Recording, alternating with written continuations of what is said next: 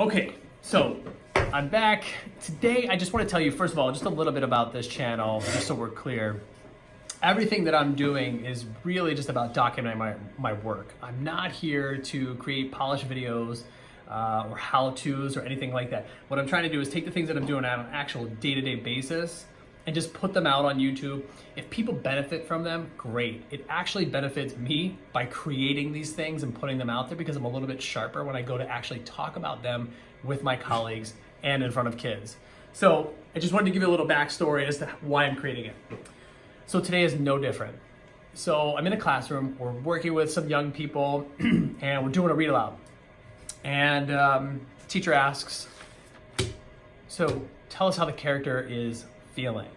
And there were two situations in which this question was asked, and there were two responses that I guarantee you are highly predictable for all of you there. So I'll write down the first one. First one, and you're probably already thinking of one, character feels. How many of you have heard this one?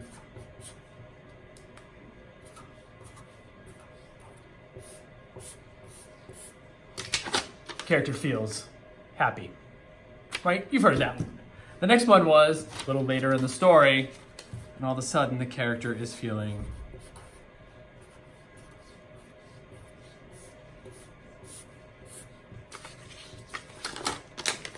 sad. It happens all the time. I think there's a way out of it using a very simple tool that is free, and that's the big deal here. So what we've come up with and realized with working with some colleagues is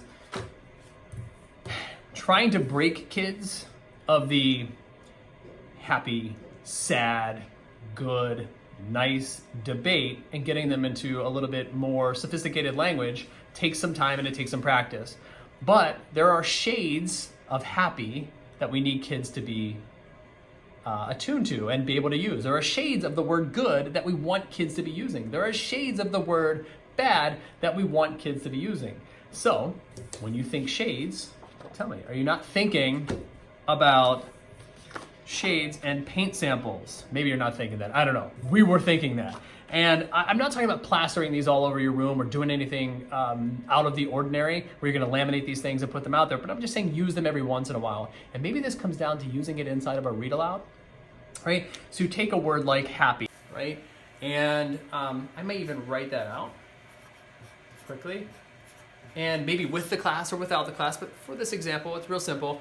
Maybe we just take that word happy and we think and brainstorm as a group, or I select as the teacher, some other words that are synonyms of happy, but are a shade different and actually mean something a little bit differently as we go along. So it might be something like, let's see, we've got ecstatic, joyful, elated,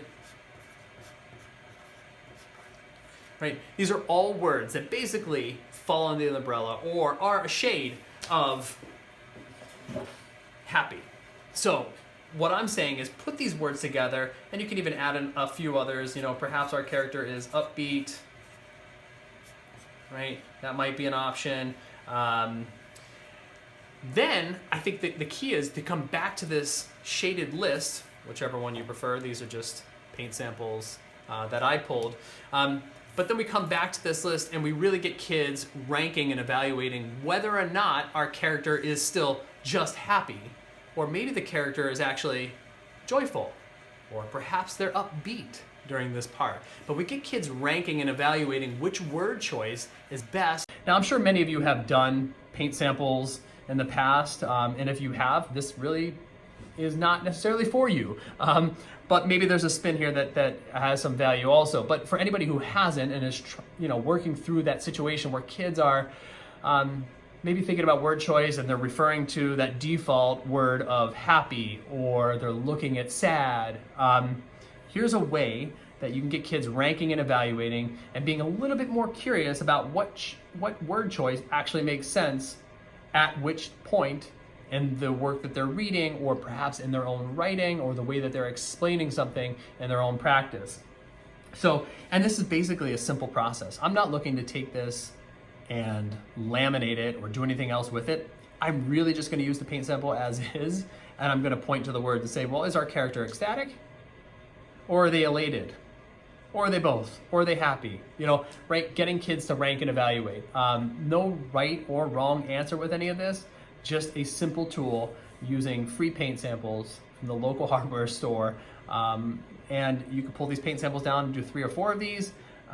You could use these for specific small groups, but it's just a way to get kids ranking and evaluating word choice as they go along.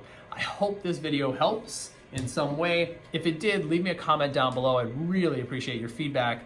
And I'll come up with documenting more of the work that I'm doing and putting it out here for everybody to see. So thank you so much. Thank you so much for watching this video. I really appreciate it. It means a lot to me. If you like what you see, please like the video, subscribe, comment down below. My intention is to continue to bring more videos like this in the future. Thank you so much.